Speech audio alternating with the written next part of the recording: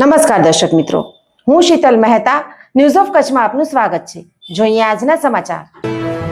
કચ્છમાં દારૂની હેરાફેરીની નવી ટ્રીકો અજમાવવામાં આવે છે।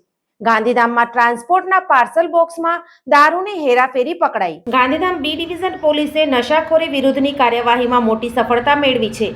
ઇન્સ્પેક્ટર એસવી ગોજિયાની ટીમને બાતમી મળી હતી કે કચ્છ હાઈવે પર આવેલી ટ્રાન્સપોર્ટ કંપનીમાં પાર્સલ બોક્સની આડમાં વિદેશી દારૂની હેરાફેરી થઈ રહી છે। પોલીસે બાતમીના આધારે વોચ ગોઠવી અને પાર્સલ લેવા આવેલા આરોપી મહેન્દ્રસિંહ ઉર્ફે મુન્નો અરવિંદસિંહ જાડેજા ઉંમર વર્ષ 37ને પકડી પાડ્યો। તપાસમાં જાણવા મળ્યું કે આ દારૂનો જથ્થો રાજસ્થાનના જોધપુર સ્થિત મનોહરસિંહ પ્રેમસિંગે મોકલ્યો હતો। પોલીસે આરોપી પાસેથી પ્લાસ્ટિકની સોફ્ટ ડ્રિંક અને વોટર બોટલોમાં ભરેલો 65.25 લીટર વિદેશી દારૂ જપ્ત કર્યો છે, જેની કિંમત 1,11,000 છે।